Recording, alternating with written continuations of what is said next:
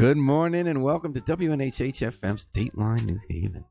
I'm your host, Paul Bass, inviting you to look behind the headlines on the stories that make our community tick. We're hurtling toward the end of another action-packed week in New Haven. So we're going to take a moment to reflect on the headlines of the week. We're going to read the comments of New Haven Independent readers about what they had to say about the news, talk about that, and listen to some recordings by local musicians. That's what we do on Fridays now. Joining me in that endeavor is a dream team. Longtime radio host in New Haven, Bob McCormack. Love Babs, Love Talk host and Inner City News editor, Babs Rawls Ivy. And the one, the only, Joe Ugly of Ugly Radio. Harry Joe, and we're hoping, I have a feeling that because the name of the great master Il Duce Trump is going to come up, you might actually hear our great station manager, Harry Droz stop Harry by as Droz, well. yes. All right. Well, good morning, everybody. How's the crew? Good morning. Happy morning. Happy Valentine's Day to everybody. That's right. Bow's got her red. That's right. Yeah, I started a watch party. I got closest to red. A burgundy Red Nautica adjacent. sweater here. It's like red adjacent. And Joe, what are you doing for Valentine's, Joe? Well, it seems like since Joe have a separate heart, do you understand?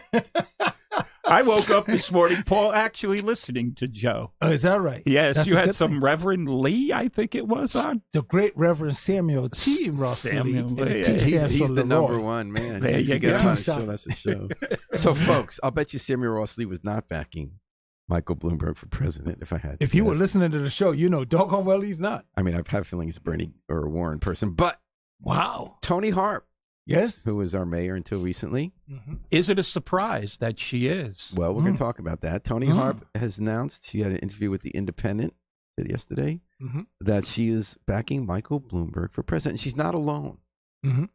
It is getting to the point we're pretty close to he is the candidate with the most support among African Americans in America.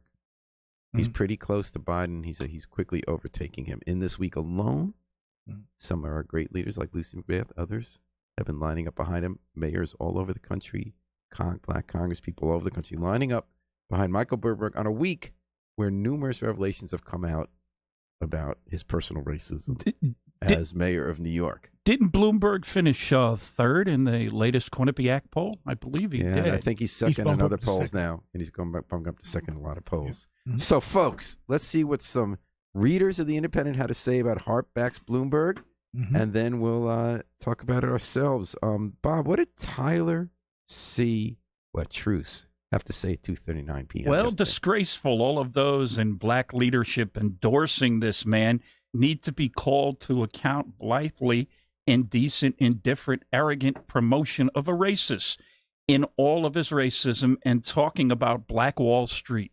F Black Wall Street and F capitalism. Bottom up is the only way power can be maintained sustainable. And either way, Bloomberg would have donated to the cops/groups who supported the destruction of institutions like Black Wall Street or any organization proliferating mechanisms and systematic oppression mechanisms like stop and frisk. Millions of stop for a couple hundred guns and thousands of lives burdened, torn apart. F Harp, F Bloomberg, F whoever that person. Oligarchs and their servants. Bernie 2020. Wow. So, Babs, Patricia Kane weighed in on this story. What did Patricia Kane write? Bloomberg's billions are working quickly and efficiently to obtain endorsements from various black clergy and politicians. But listen to this interview and decide for yourself if he is a friend to people of color. All right. So Joe Ugly, Old Yeller, had a comment here. Sorry, folks. Bernie won't make it. This is not an ordinary election cycle. Desperate times calls for desperate measures. Bloomberg can take Trump on financially, intellectually, and personally and win. That's all that matters now. Average taxpayer calmly says in all capital letters, throw them up against the wall. Is Bloomberg paying for these endorsements? You would think that the racist thinking quoting below would be immediately disqualifying that. And the fact that Bloomberg isn't even a Democrat, and he's 78 years old, well, he's 77 now. So one of the unintended consequences is people say, oh my God, you're arresting kids for marijuana that are all minorities. Yes, that's true. Why? Because we put all the cops in minority neighborhoods, Bloomberg is heard saying in the recording. And here's what Bloomberg said. Why do we do it? Because that's where all the crime is, and that's the way you get the guns out of the kids' hands. You throw them against the wall and frisk them, then they start, oh, I just don't want to get caught, so they don't bring the gun. They still have a gun, but they leave it at home, and that was Bloomberg talking. What did Patricia Kane write further, Bob? Bloomberg accused the victims of racial redlining policies of causing the 2008 collapse of the economy. In NY, they call that kaput. Chutzpah. Chutzpah. Chutzpah. Mhm. I just renamed it kaput. Chutzpah. Babs, average taxpayer wasn't done. At Old Yeller, can we quit pretending Trump is a formidable opponent? The guy has been impeached. More than half the country wanted the U.S. Senate to toss him out, etc. Trump is not popular, and even Hillary Clinton, someone equally unpopular, gained 3 million more votes in 2016. Democrats don't need to sacrifice core values in giving the nomination to Bloomberg, a man who isn't even a Democrat and also isn't inherently likable. The last thing we need is a New York 60 billionaire buying the Dem nomination. Mayor Bloomberg will not restore faith in the system. Well, Joe, you get to read the comment from 3/5. My man 3/5 says. My man, too. Hop says stop and frisk was a mistaken policy in New York. She noted as well as Bloomberg has apologized for it. Give me a break. He only apologized for it because he is running for office, and plus, stop and frisk is still going on. In fact, it has got so bad, Black and Latino police officers are suing. Bob, why don't you bring it home with Observer One, who said the following at 4:05 p.m. You can read more comments on The Independent. It's still going. If you want Trump to get reelected, keep tearing each Democratic candidate apart piece by piece. There isn't a one of us that has accumulated baggage over the years. Any of the Democratic candidates is a better solution for the country than Trump. We are setting ourselves up for a loss to Trump in November. Wake up and start thinking. So I have a question, if it's okay. Mm-hmm. There are two African Americans in the studio right now, Babs Rawls-Ivory and Joe Ugly. So I would like you to explain to the white man here. Okay? This is not a loaded question. This is a genuine question. This is not a statement or an argument. Okay? It grows out of stuff we talked about in 2016, Babs. So here's something I don't understand. I honestly don't understand it because I want to understand it. You have several candidates who are leading candidates for the presidential nomination. Bernie Sanders, who his whole life has been a civil rights person when he was a college student, went to jail protesting for civil rights, multiracial coalitions.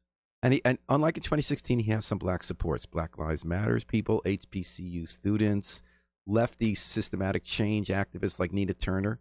But by far, the most black support in this race is going to Joe Biden, who supported segregation and has blocked a lot of important financial measures like anti-bankruptcy bills that really hurt the black community. Or Michael Bloomberg, who ramped up stop and frisk, kept it going in the face of a federal lawsuit and a judge's ruling, defended it in racist terms, and this week comes out and blamed the financial collapse by removing redlining. He said we should have kept redlining when every expert of any political persuasion has known that the African-American homes were victims, did not even contribute to the crisis. It was all Wall Street greed, breaking the rules, the Big Short, where people gave phony loans and toxic loans and just handed it over, and most of it not to black borrowers, to other financial companies till the bank burst. So what I don't understand, I didn't understand in 2016, I don't understand now, but I do want to understand it, is, and Elizabeth, why are Bernie and Elizabeth Warren, who created the agency that got back billions of dollars that were stolen from people of color or loan people from fraudulent financial institutions, why are so many prominent African Americans and the bulk of Americans now white people are concerned about what black people think about these? Now white people are concerned. Now I'm not saying you individually. I just want to understand it. Well, to be honest, first of all, it's early in this process to be making any kind of estimation of who was going to get the nomination. That's number one. Number two, I hate this sense of they don't want to talk to us any other time, but now that they see that this guy is a real viable candidate and who could possibly go head to head with the guy sitting in the office now is a little disingenuous to us. And it's a little disingenuous to me personally. But you're telling me why you don't like Bloomberg. What I'm trying to figure out. I'm not suggesting that this is not about. See, here's the thing. This is not a like or dislike kind of thing. This is about politics, and this is a learning. This is a teachable moment right here. You know, when Donald Trump came to office, and rest assured, before he came to office, everybody thought that there was no way that he could be president. Everybody laughed at that. Everybody thought that was hilarious. There's no way, no way. But what he has done is he has taken the floor out of anything. And nobody else is willing to go that. Nobody else on the Republican side or the Democratic side was willing to do what Donald Trump was willing to do. He was prepared to stand up in any place and lie. And nobody called it out for a very long time. Not the press, not other politicians on either side of the aisle. They allowed him to lie and lie and lie and lie and lie. And he beat them at their own game on social media, with playing to his base, all of that. So here we are in this moment. We cannot endure 4 more years of this guy. We can't. Not in the world, not in this country. So here comes Bloomberg, who is rich. Who is rich? $60 billion. Yes, I agree with $60 billion rich. And he, you know, it's like the Godzilla the Godzilla movies. Who could beat Godzilla? Nobody, right? But you got to keep throwing something at it. You got to keep throwing somebody at it. Bernie Sanders and Elizabeth Warren have ideas about what you throw at. It's a different idea. It's popular mobilization. But it's still early. Ideas. But still. You know, I agree with you. You say, like, for instance, Biden always gets these numbers, but he never gets votes. But it's still, I'm just trying to understand, because in 2016, too, Hillary Clinton was in favor of super predators and mass incarceration. Mm-hmm. Bernie Sanders was a lifelong civil rights guy, and all the black vote went with Hillary. I understand there are reasons for that. Mm-hmm. But I'm trying to understand this time why outside of HBCU students, Black Lives Matter people, and Nina Turner style, like radical activists, who really important. But numerically, why are so many prominent African-American officials, and why are the many larger numbers of black voters saying that they prefer a Biden and especially a Bloomberg over a Sanders and a Warren? I'm just trying to understand that. The real reason for that, Paul, is because this is where 40 years, 40 to 50 years of brand recognition clashing with money. I call it the perfect storm that's come together. He has spent his money heavily to build his brand. Who's he? Bloomberg. Opposed to you looking at what really the candidate is about. It's about the brand. And what he's selling, for example, having himself in videos with Barack Obama, where you would think that he was with Barack Obama all along, which he wasn't.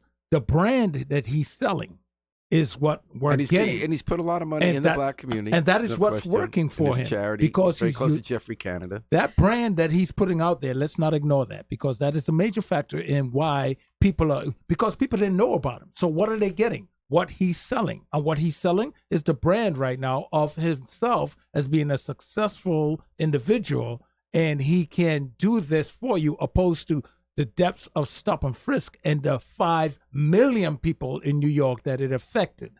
So that brand is not being told. So that's all we're looking at. You want to know the why?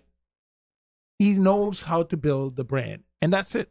Bob? I can't see anything else. On Bloomberg, he's trying to buy the election. But everybody buys the election. Yeah, well, I think he is more so. If you spend Sanders, is he raising money? That's right. Is he fundraising? That's right. Is he fundraising? But he won't take any money from rich people. Is he fundraising? Yes, but he is from people saying $18. And what will not have him continue to run? But here's the thing about buying. If he can't raise the money, what happens? He's done. What happens? Yeah. If he doesn't raise any money, what happens to What happens to Bernie? But you don't see a difference between people either hit up corporate donors for big money. When you take your money to the bank, they don't ask you where it come from. when you deposit money in your account, they don't say, did you get this money from whoever? When you got to pay people on your staff, they're not going to ask you, well, where did this money come from? You got to pay people. So if you cannot pay people, you are out of this game. Bob, finish your thought, buddy. Yeah, I just wanted to say that, to bring everybody up to speed here, that Bloomberg has spent $380 million so far. of his own money on this election. So why are we None mad of these about other that? candidates But have. here's where the brand part that I was talking But about are is we going to come mad into about effect. I am. I He don't is think not- rich people should buy the Now, government. he is not I talking agree, about so anything too. right now. Bloomberg is not What talking do you But about want Trump rich had- people to Trump buy? has one of his too. policies that he's pushing forth right now that you can really that you could pinpoint. Trump did too, Paul. No. I mean, American politics is for sale. I will say one thing. There is one person in America who has the best plan for cutting income inequality. Who? Like- Elizabeth? Michael Bloomberg. Like, I agree more with Elizabeth about what should happen with the wealth tax. The problem is that countries that tried it couldn't get people's assets accurately valued. So it was all just endless fights, Correct. and they gave up. Bloomberg actually has a plan because he's so rich, he knows to spend his money. He knew which deductions people are taking through capital gains that you have to cut. He knows the income breakup, $5 million, where he wants to do a surcharge over that. He actually has a plan to get trillions of dollars out of rich people that he could actually pass. Listen. I found that very interesting. But no one's Bernie paying attention Sanders, to that. No one has Bernie paid attention. Sanders want Medicare for all, but there are some people like what happened in Nevada yesterday against him was because the hotel unions refused to go behind him because he wanted them to take government health care only, where people want the option is either government or And it's crazy personal. that Democrats are fighting about that So it because in is the gonna- end, whoever's elected, you're not going to instantly get single payer health care. Right. It's not getting anything passed is going to be hard. Listen, if he But then gets, again, you never if he- know. if The he- Congress might change. if And he I gets- mean the Senate as well. If he gets Stacey Abrams on his ticket as his running mate, it's a wrap. Well, I that's what I was going to say. It's a wrap because we like her, Mhm. and she would be a good temper And to he's his 77, foolishness. so she might be able to take over. I would love But to I see don't Michelle see that- Obama but too. but I don't see the No, Michelle Obama's not stepping into Yeah. that. No. She just won an Oscar. She's like, oh But no, I I don't don't got time think for that. I don't think Michelle. I mean, Stacey Abrams is actually going to sell in the Midwest.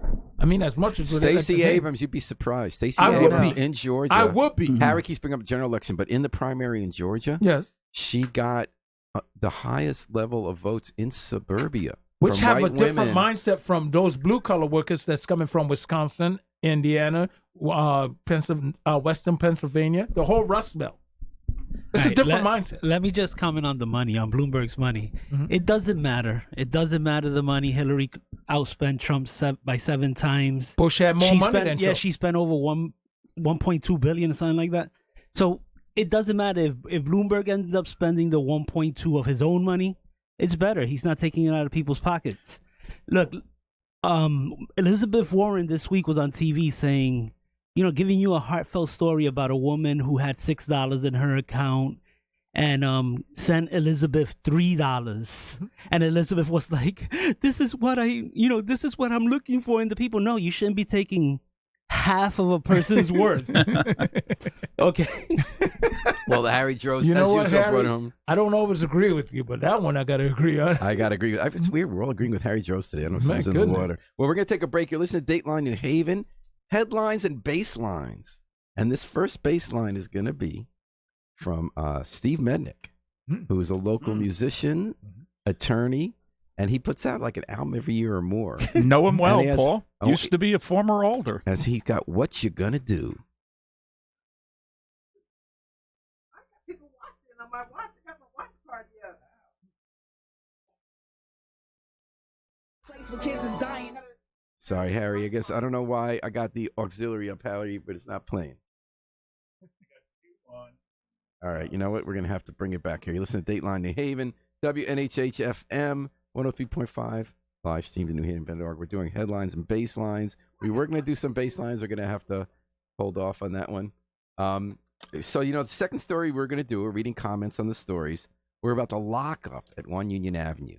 So a year ago, 2016, I'm sorry. Boy, time goes fast. New Haven, on no notice, was told you got to run the pre-detention lockup when people get arrested before they go to court. It's not a nice place. A lot of people are really strung out on drugs when they go there, and as people can't make bond, and if it's a long weekend. So I had auxiliary up, Hallery. Do you know why that didn't play? Oh, now it does? Okay. We'll hit that on the rebound. So okay. So when the city took over the lockup, the police department with no money from the state had to run it. And they try to do some humane things. Like recently, they said they're going to give harm reduction kits. They even took some flack for it to give people clean needles, and it was going to be glass pipes. That has to wait. And other kinds of materials so they don't OD on drugs or get infected needles. But a former Yale student, law student, who now runs a social change agency in New York, he was arrested at that Yale climate protest at the Yale Bowl, and he had to spend a few nights in the lockup. And he said the conditions there were worse than solitary confinement in some places. I think that's a slight exaggeration. But he was saying that when you're in there, you can't get any blankets. It's always the lights on at all times. There's no window. You don't get really the 3 squares they promised they're going to get. And you can't make phone calls. And, you know, the police have reasons for all that. Like people had tried to commit suicide, things like that. And, you know, what do you expect? well, other people say there are minimum conditions. Why would we say? Why would you say that? Why So you're would gonna we hear want that. to You're treat gonna hear that. people inhumanely? So he I don't came- think they're treated So inhumane down there. Let's read what people had to say because you can hear both views.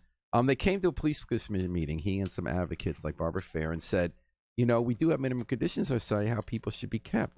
And to my surprise and pleasant surprise, the police were not defensive. They said it's not the Hilton, but you have some good points. There are reasons we've done each of these things. Someone tried to kill themselves with the blankets.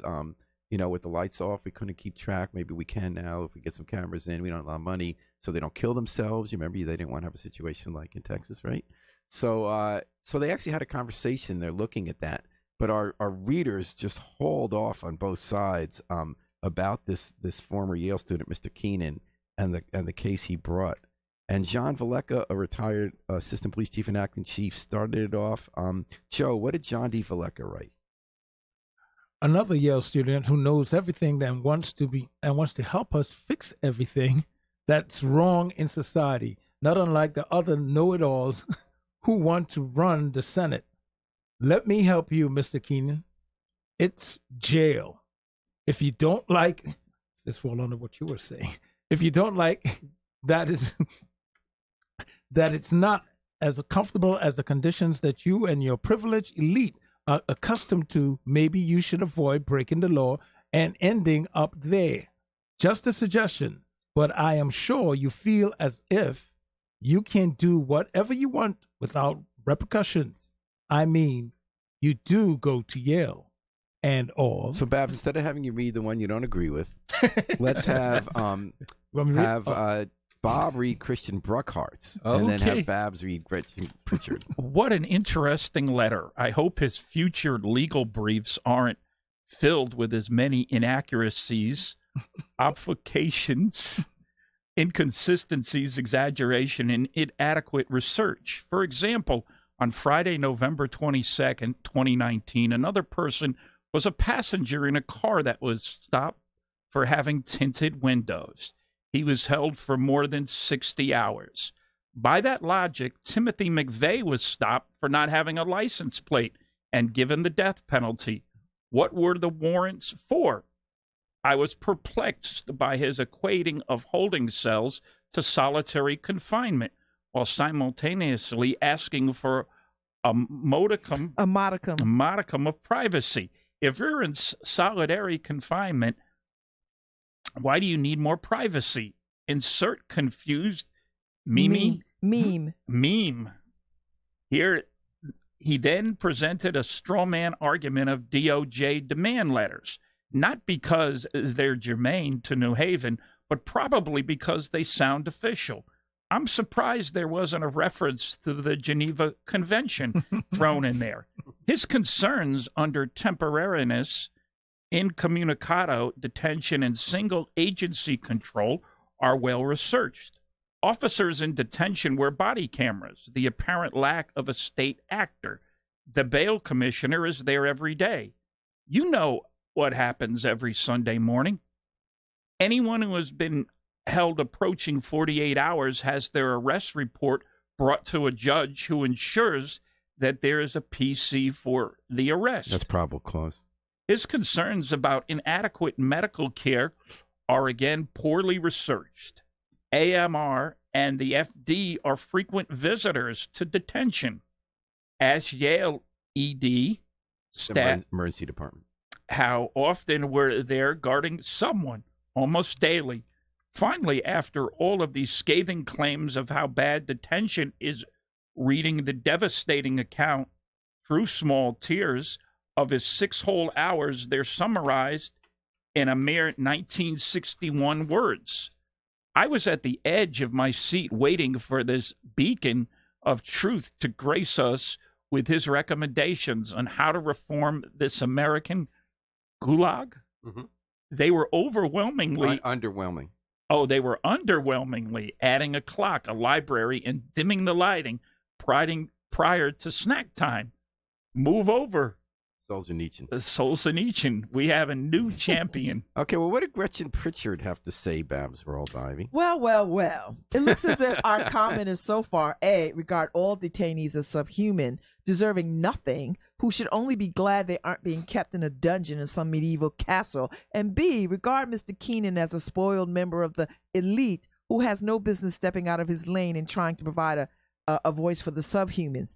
If you don't like it, don't break the law. Sad. This defensively nasty-minded attitude towards both the marginalized and the privileged elite who try to effect change is exactly what is poisoning our politics. Personally, I think Mr. Keenan's shock at the conditions in the lockup from his privileged position as one of the elite is a useful eye-opener. I also think it's rather clever of him to compare the New Haven conditions to the standards maintained by the often despised East Haven cops. This will be interesting to watch as it develops. Good luck with your cause, Mr. Keenan, and thank you.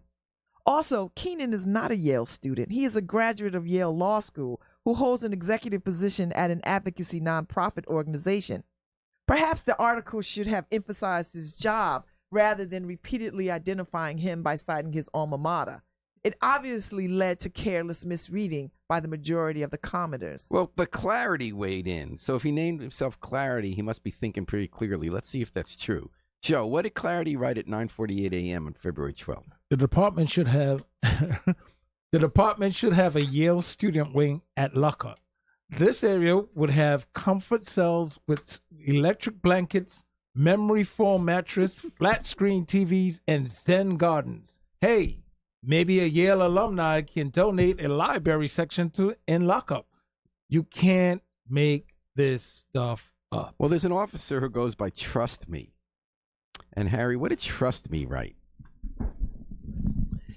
And handcuffs weren't designed for your personal comfort either.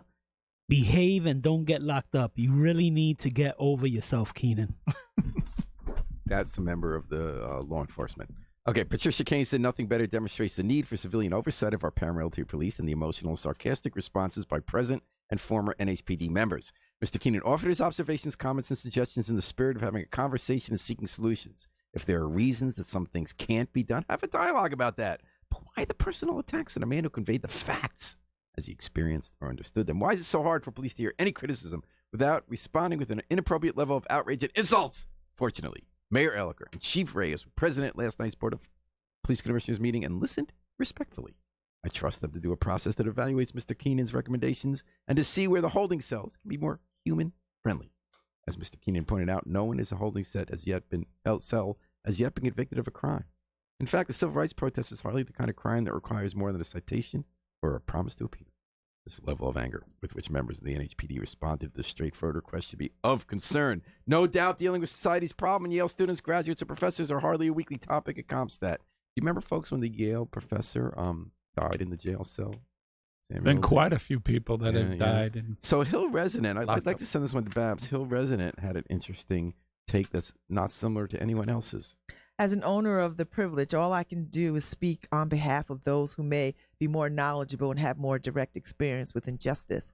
But those voices are ignored. Mr. Keenan did everyone a service by putting his observations on the table and in front of the powers that be. So she's quoting what someone else wrote. Now she's going to comment on what Babs just I wrote. don't think I ever read a more privileged statement as this one. As someone who has been to lock up a total of 4 times, the first time I really was innocent, in my 6.5 decades of life in New Haven, and some years spent on the dark side, and having spent considerably more than 6 hours there, the last was the weekend after a Friday evening arrest, which accumulated with a Monday transport after arraignment to Niantic. I can tell you with my own voice that NHPD lockup is no way worse than solitary confinement anywhere. And although there was no mattress, no book to read, only bologna sandwiches to eat, no window to look out, no clock to stare at, it was not inhumane treatment. It was lockup. Had it been comfortable, I might not have decided after the 4th time to change the behavior that led me there. I avoid all activity that could lead to my arrest, my choice. the less privileged understand that there are consequences to our choices and actions, and we may not be able to control the consequences. John V. was on point when he said, isn't the whole idea of getting arrested during a protest? The fact that you are so committed to a cause you're willing to forego your comfort and get arrested just to call attention during a protest. During the civil rights movement, a white sympathizer warned some marchers that if they went down there to protest, they most certainly might be killed. And the marchers replied, we made out our last will and testament before we left. Next time you protest, be prepared to be a little uncomfortable for the cause, and know that your privilege will more than likely have you out of lock up in 6 hours at the most. Bob, what did Heather C. have to say? For those of you who don't think that the New Haven police detain people for petty or minor offenses, think again. I've known friends, relatives, and classmates who were in their teens and 20s who were harassed, detained, searched without cause, and their parents not informed for hours as to their whereabouts as they were held. Their crimes?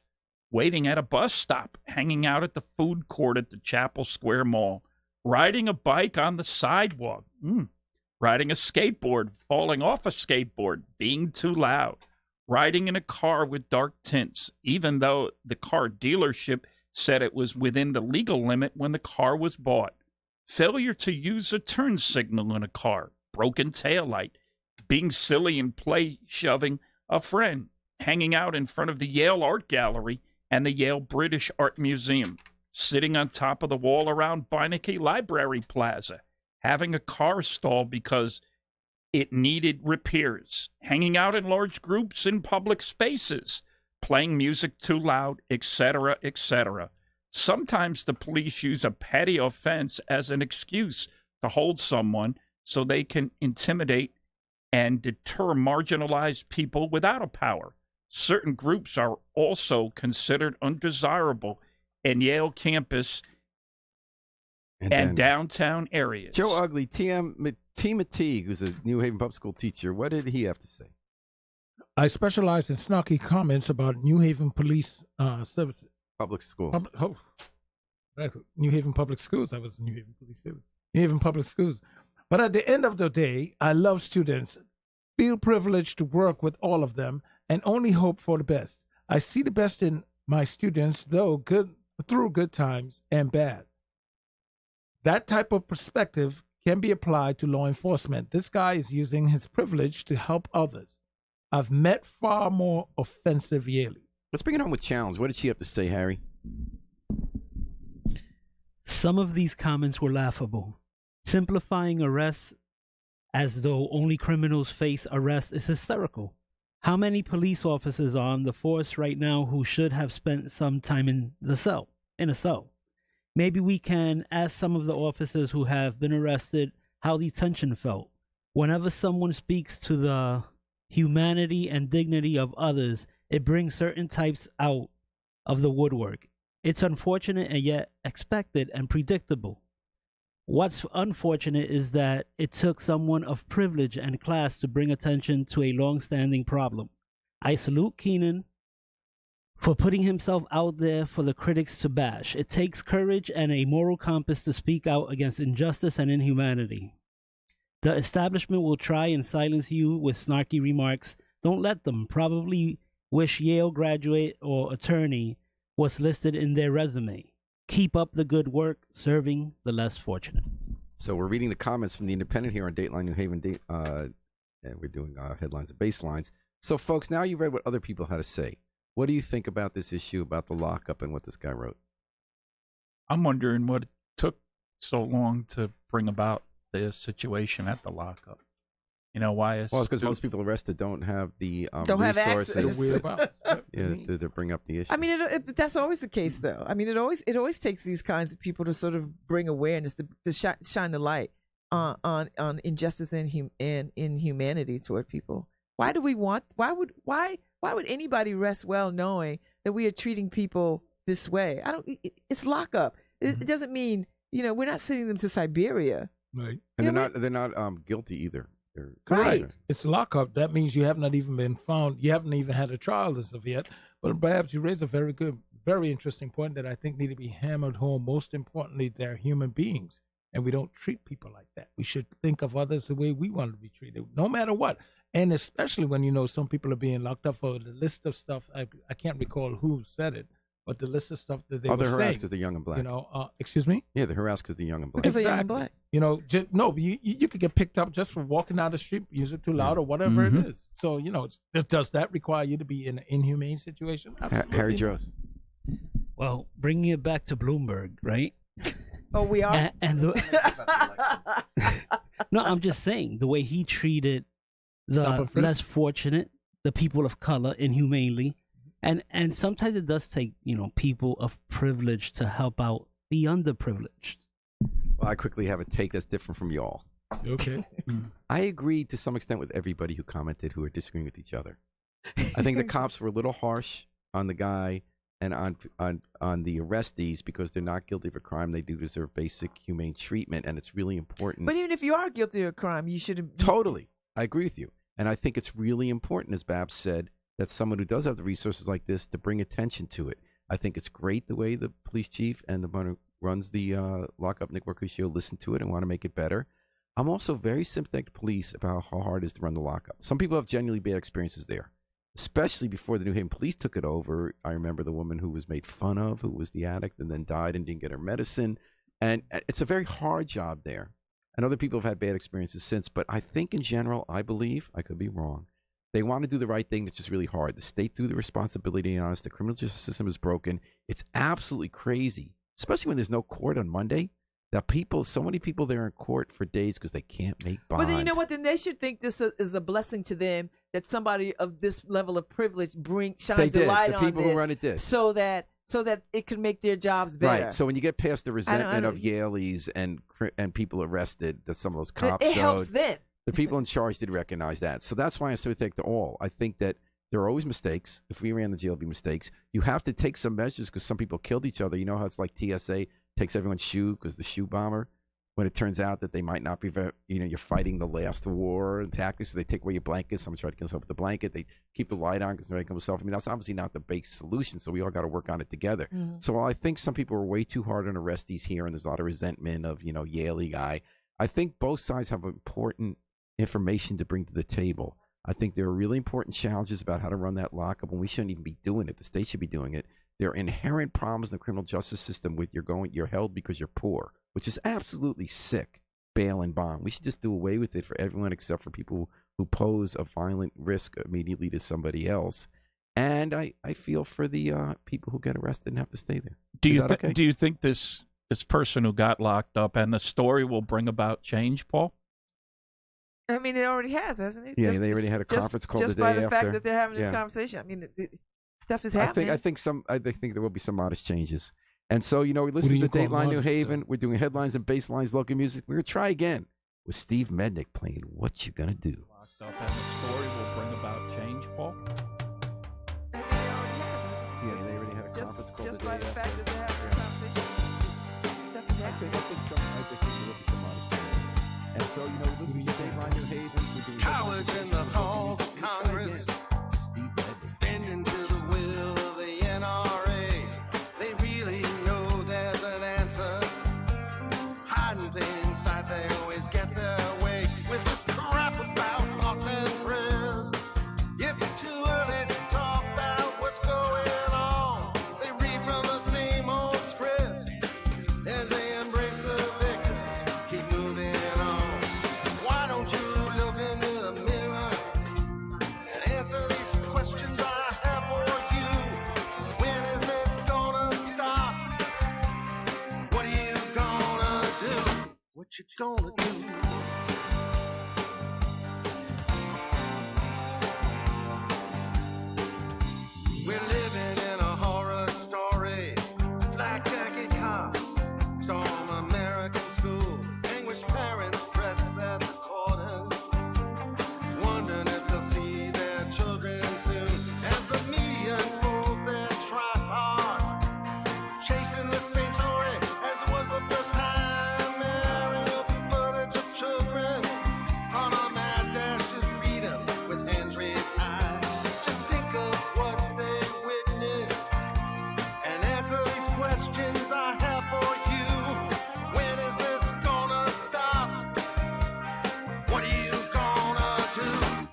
gonna do?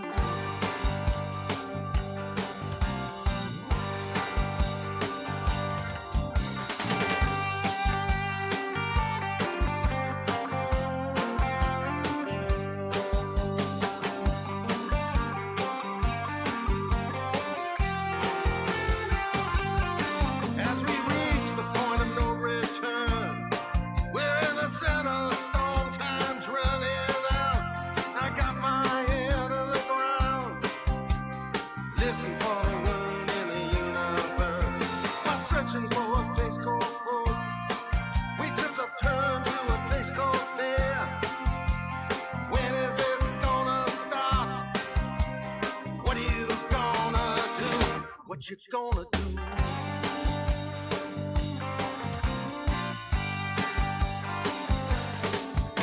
I hope she didn't die from nothing. Look at my eyes, cause the blood is on your hands. This has become the new normal. Why does this happen in our freedom land? Once every 60 hours, we lose more children in their schoolyards. When is this gonna stop? What are you gonna do? Are you gonna save our children? What are you gonna do? No more guns. No more guns. No more prayers. No more prayers. No more silence. No more silence. No more tears. What you gonna do? What you gonna do? Steve Magnick asked it. We're answering it here. WNHH headlines and High five, Basslines. Steve Mednick.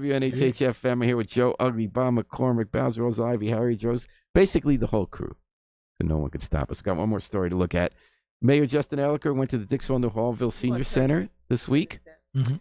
And he heard from the seniors, and he said, like, what's on your mind? He said, I'm not going to come here just during the election. I'm going to come here when I'm in office to hear what's on your mind. And here, the seniors told him that what's on their mind is crazy drivers.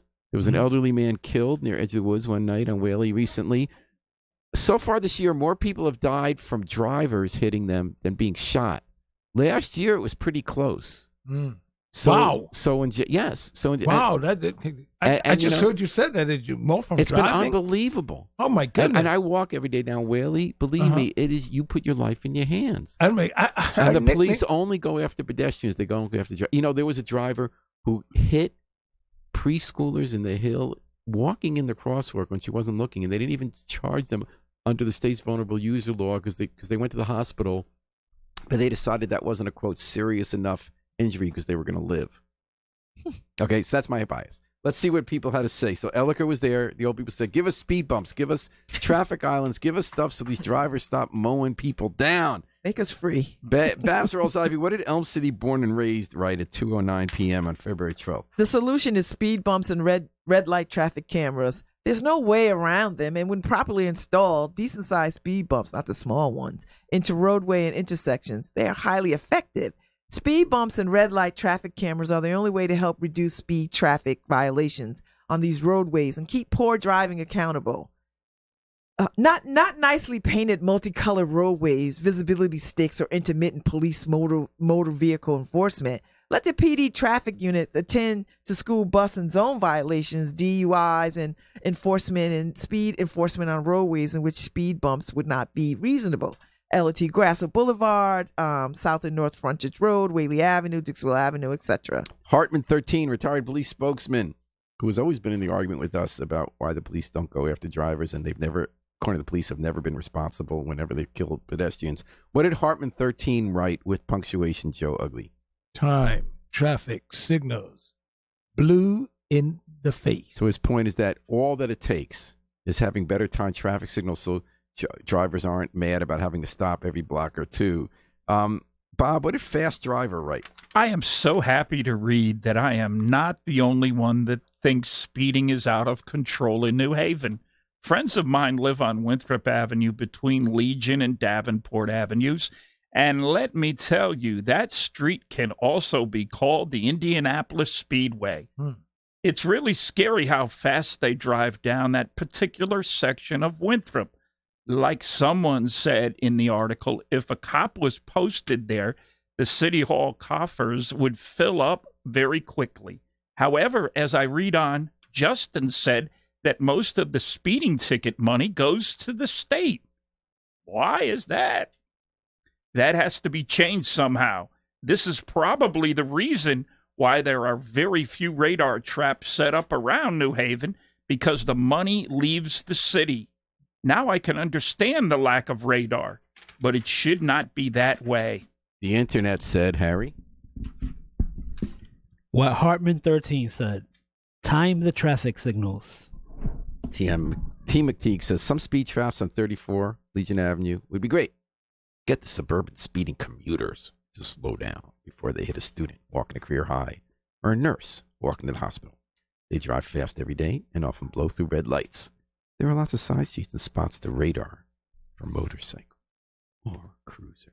What do you think, folks? What's your take on all this? More speed bumps in the city. I mean, I think we do. I mean, They I think we just have need a to be- problem. They just need to be properly signed, those speed bumps. If you go down, what's that, Central or the one in Fairhaven there that comes from Grand Avenue Ferry. to Middletown? The Ferry. No, the other one. Well, I Front live Street. on Project. Lexington, and they have Front speed Street. bumps. No, the main street. Is it Central or Center Street? Like the main avenue that comes from Grand Grand Avenue. or It comes Quinnipiac? from Grand Avenue all the way Okay. to Middletown Avenue. And Ferry? it goes by in front of what's that? Quinnipiac, the school right there. Clinton Avenue. That's the way. Okay, yes, Clinton Avenue has speed bumps But now. it need better signage. I mean, the thing with Clinton Avenue, they just pop up on you. Every time I go down that. So if they have better signage, I'm all See, for no one that talks because about we don't- street architecture, how they build the streets. So when I walk home, when you go past a block past Boulevard on Whaley, when you're heading toward Westville, there's a turn on Blake where it's a big curve. Right, correct. So yes. the cars come at like 80 miles an hour, Mhm. and it's a very long intersection, and there's no crosswalk and there's no light. So the cops, so if I'm walking across that intersection, I wait till I see no cars driving from Montana. Yeah. But when you're in the middle of that intersection, they still can come out of nowhere, and they've often almost hit me because they're looking at their phone and the way the street's designed. Mhm. They're not looking at you, and they're going fast, and the police never get the drivers. If you remember right before Christmas, they got money to do enforcement, try to make it safer, and they decided when it was 20 degrees out of church and chapel, it was too hard to get the drivers because they drive away. So they were giving $93 tickets to old people pushing strollers in diagonally when they had the walk light because there is no time Mhm. to cross first to one corner and then another. Well, here's That a- was their idea, make a street safer.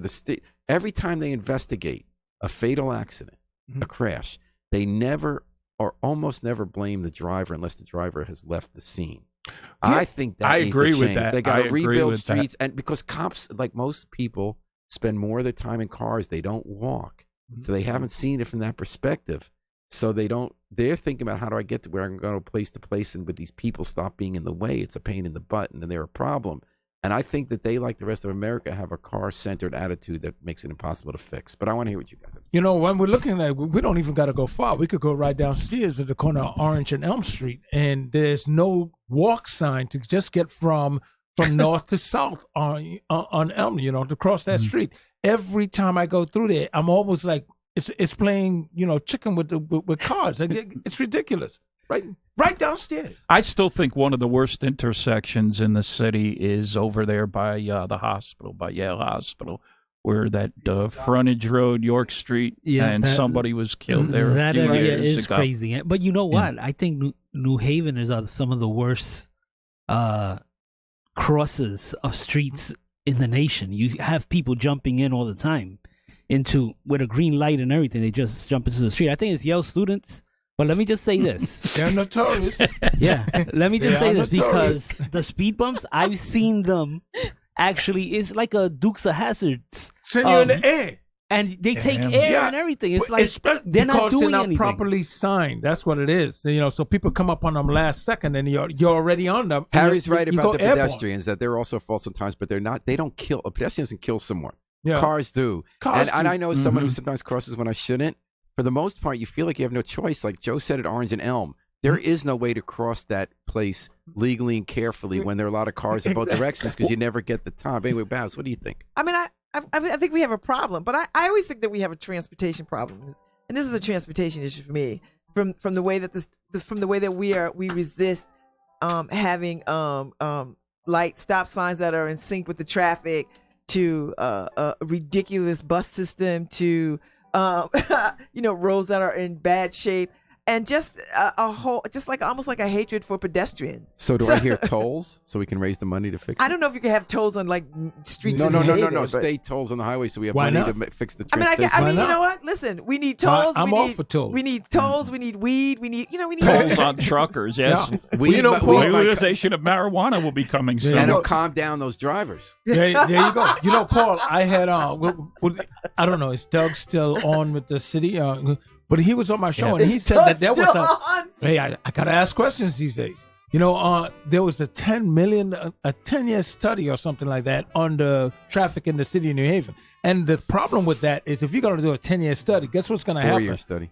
By the time they do get to whatever. You're right. It took them 4 years to do it. We told them at the beginning that the buses rung at the wrong time. Yeah, but if it takes 4 years, by the time you fix it, guess what's going to happen? It's going to be another, it's going to be total new. It's like the Q Bridge being built and plus, they're not going to fix it. They spent the money on the 4-year study. They're not going to give us the money for the buses. So true. Slow down if you're driving in New Haven and watch out for the potholes. All right. Well, that's the only thing you can have now to slow them down. Yeah, exactly. maybe more potholes is the answer. Big potholes where you fall down, you never come back out. Oh, Lord have mercy. All right, we'll work on that next time. For this time, I want to thank everyone for joining us on Headlines and Basslines on Dateline New Haven and WNHH. I want to thank the miracle man behind the controls, the person who keeps us beaming out everywhere and going flowing smoothly. Harry Trump. Harry jokes. And the best, Happy Valentine's and the Day. best Yeah, comment happy readers Valentine's and Day. commenters in the business Babs Rolls. Ivy, Joe Ugly, and Bob McCormick. We're going to take it out with the Afro-Semitic Experience performing I Wish I Knew How It Would Feel to Be Free from the group CD. From the group CD, A Plea for Peace. This is Paul Bass inviting you to fly free with us all weekend long here at WNHH, New Haven's home for community radio.